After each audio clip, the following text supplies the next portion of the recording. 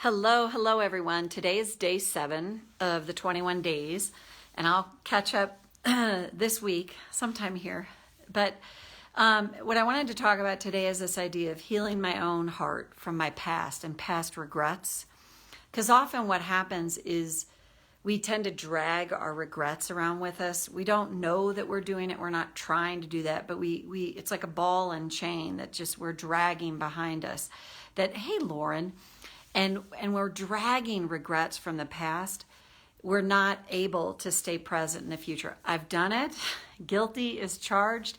It's pretty impossible in this culture not to. And depending on how you're raised, honestly, I would say I was pretty enculturated in the religion that I was raised in to somehow believe that, like, feeling bad about myself and continuing to punish myself was like the way I would be absolved from my sins. And if my sins were, whatever it is, if I talked harshly to somebody. And the thing that is interesting is I learned the most minor infractions were things that I should feel really bad about. Like, I was given a model of perfection that would be absolutely unattainable and unsustainable for anybody in a body on this planet. So it's to start to unhook from that. And the thing is, it's hard to catch ourselves sometimes really punishing ourselves. So my suggestion is, if you would, kind of a simple, not necessarily easy, but a simple exercise to do is, what do I regret? And these are the things I regret. And then you want to fill in the blank, like write out all the things that you regret, that you're still in some way. And you'll know that it has an impact on you because the presence of emotion. If you're like, yeah, I regretted that happened, but I've forgiven myself. Yeah, it's still there. It sucked that I did that, but I'm not punishing myself anymore. That's something you're free of.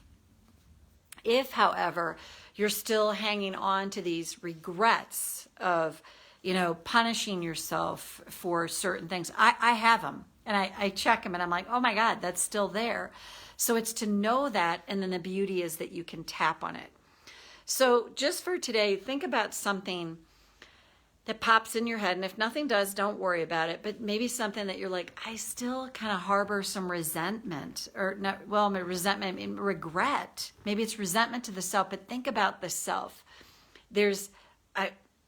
I'm still upset with myself. I still haven't forgiven myself. I still haven't let go. I should have done it better, could have done it better, the shoulda, coulda, woulda.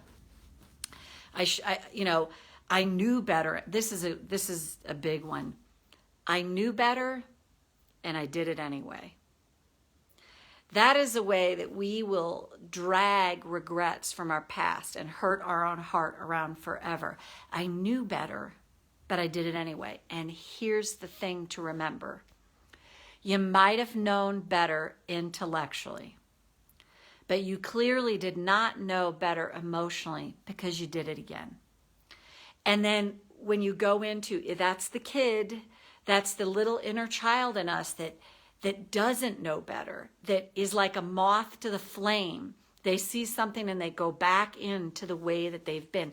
These are the parts of us that are most important to send some love and forgiveness to. The part of us that I keep going back, I keep going back, I keep going back, I keep doing it again. I knew better and I didn't. I still did it anyway. If ever there's a part of us that needs our forgiveness, it's that. And that can be the hardest part to forgive. So think about something for this tapping where you're like, oh, I knew better, but I did it anyway. I still know better, and I still do it anyway. So let's tap on this. Karate chop. Even though I knew better, I still know better. And I do it anyway. Why should I forgive myself? I'm still doing it. I choose to acknowledge I feel this way now. Even though I knew better, and I know better, but I'm still doing it. like a moth to the flame,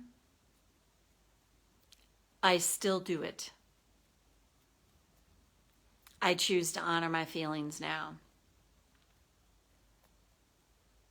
Even though I knew better, I know better. I'm not going to forgive myself until I get this right. And maybe not even then. I choose to acknowledge my feelings now. Oh, I know better. I knew better back then. But I'm still doing it.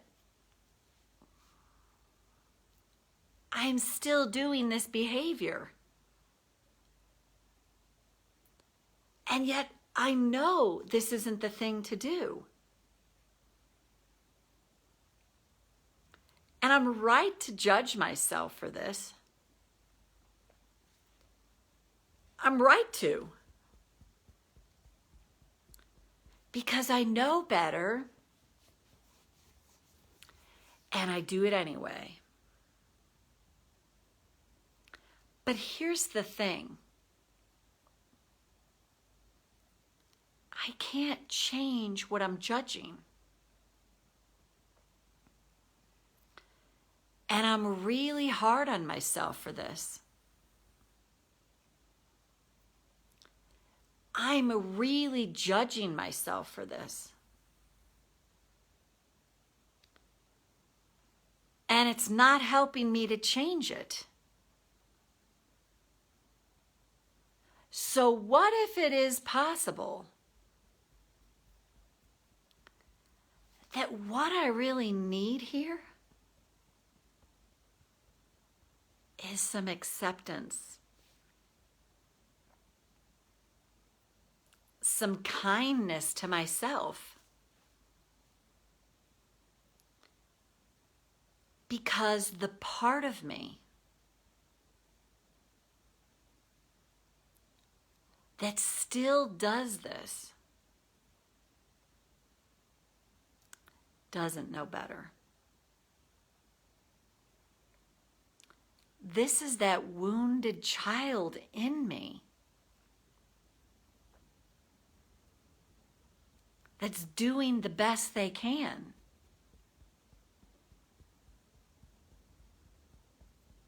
And if I keep judging this part of me, I just keep punishing this part of me. And I treat this part of me the way I was treated. So what if I can start to see this differently? See that the part of me that can't make this change yet is that wounded inner child that's really in need of some acceptance. What if I could practice soothing this part of me and let this part of me know you are okay. You're not doing anything wrong here. You're just doing what you know. But I'm here to help you now. Find some relief from this. You're not bad. You're not wrong. You're not stupid. You're wounded. That's a big difference. And today can be the day that you start to become accepted. Because if you could do it differently, you would. You just can't, so you don't. But the day is coming when this will really shift. And it comes through acceptance. It comes through self-kindness. It comes through self-love. And this is the way out of this.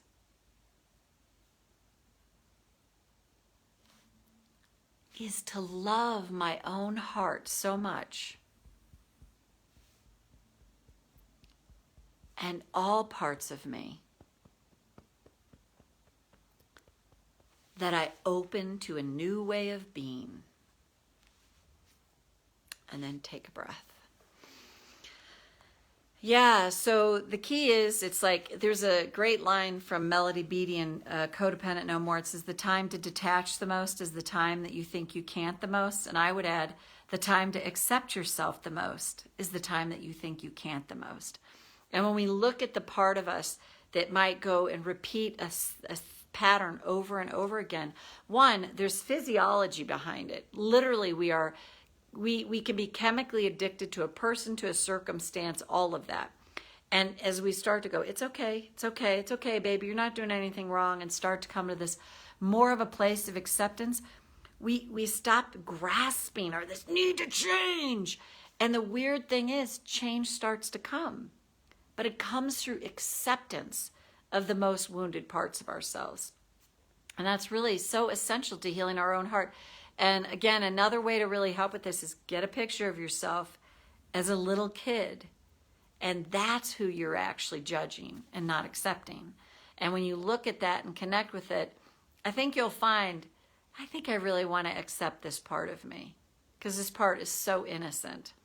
So Claudia, nice to see you here. Lauren, I hope you found this helpful, and we'll see you back here for day 8 tomorrow for sure, and maybe another one today. We'll just see how it goes. Take good care. Bye for now.